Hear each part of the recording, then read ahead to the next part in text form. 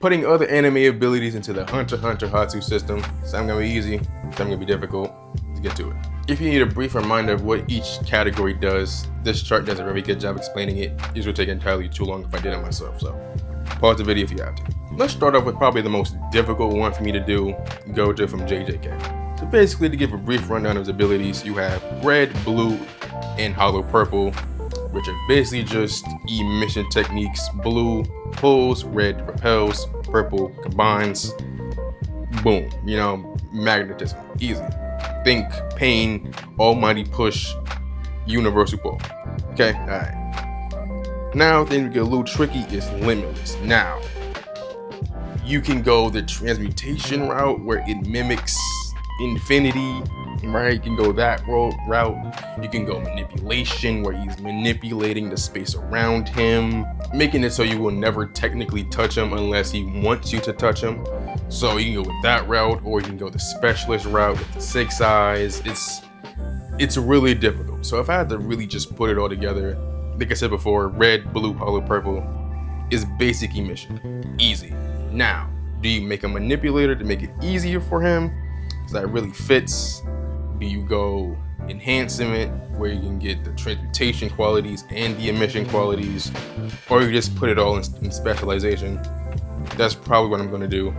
If I had to give Satoru Gojo a Hatsu category, it would probably be specialization. Everything is just so complicated, complex, and numbers and stuff. It's a lot going on. So, specialization. You can't talk about Gojo without talking about his equal, Sukuna. But unlike Gojo, Sukuna's Hatsu category is pretty easy to figure out. It's transmutation plus emission. Dismantle and cleave is literally just mimicking the properties and the sharpness of knives and slashes and emitting it, and the fire arrow is just the same thing but with fire, right? Easy. Transmutation is all into fire and just shooting that thing, right? It's self-explanatory. So I would give him an actual category, transmutation, or make him just an enhancer for the RCT. It's up to you. Personally, I'm making him a transmuter. Next character, we have Itachi, and just like Sukuna, it's really not that difficult because Tsukuyomi is basically just manipulation plus emission. Easy. Probably need a new drawback because I personally, well, maybe the eye blindness thing might be a big enough drawback for it to be that strong. Probably not. Probably need to add an extra drawback to it, but it is what it is. It's still manipulation plus emission. In Susanoo, it's either transmutation or conjuration. It's up to you to choose. I'm personally leaning more towards transmutation simply because it's still technically attached to his body. It doesn't really leave him. You can't just, you know, go that way. Like, no, it's still attached to him. So whenever he goes and he does, it does. So it's leaning more towards transmutation. So if I had to choose a Hatsu category for Itachi, I might have to go manipulator simply because, yeah, it's a 40% efficiency in transmutation. So Susanoo will be weaker. But let's be real, his Tsukuyomi is like way stronger than his Susanoo is. And when you think of Itachi, what do you think of? Genjutsus, right? So, manipulator for Itachi. Oh, and by the way, I'm not counting Sharingan as a Hatsu because it's just like a bloodline thing, something he was born with, similar to Kurapika and Scarlet Eyes. It's not an actual Hatsu that he made, it's born. Yeah, you can attach it to an ability, make it strong, and that's how you can get high transmutation, but it's not an actual technique. Let's stay in the family and cover Sasuke next. Since he has so many abilities, I'm just gonna just spitball through all of them and go one by one. The fire breathing technique, emission, easy. Well, maybe transmutation. Let's go emission. Chidori, transmutation. Susanoo, already explained what that one is, transmutation. Amaterasu, emission, easy. Kirin, the little lightning dragon thing where he's like, shh.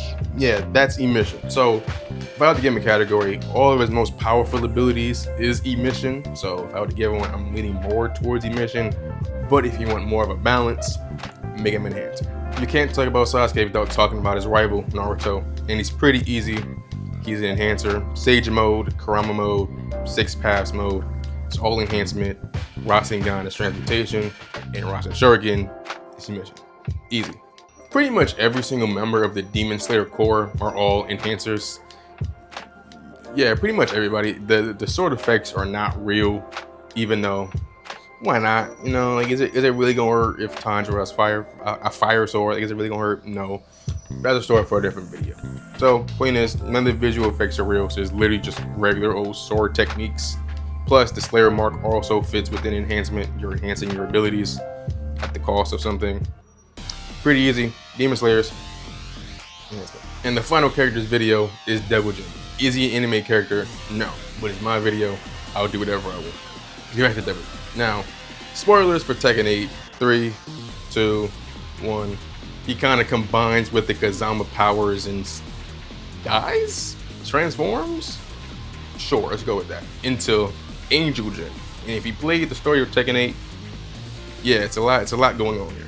Devil Jin has a lot of chains, and he has a little eye laser, he has the little Frieza, Magneto, telepathy, crush thing, he has a little Psycho Crusher thing going on, and Angel Jin has pretty much all of that, but with like a lot more light sword attacks as well. But none of them actually leave his body, except for one. So he is technically a transmuter, even though I would not blame you if he said it was an emitter, but transmutation fits perfectly. The eye laser never technically leaves his eye, I guess. It's still attached to his body, right? And transmutation attacks usually stick to the body unless they emit it off of them. So Devil Jin / Angel Jin is a transmuter. For part 2, we can do more Hatsu abilities, we can do curse techniques for JJK, we can do quirks, we can do stands, we can do traditional superpowers. It's up to y'all for part 2. Let me know some of the comments of other abilities, characters y'all want me to do. And yeah.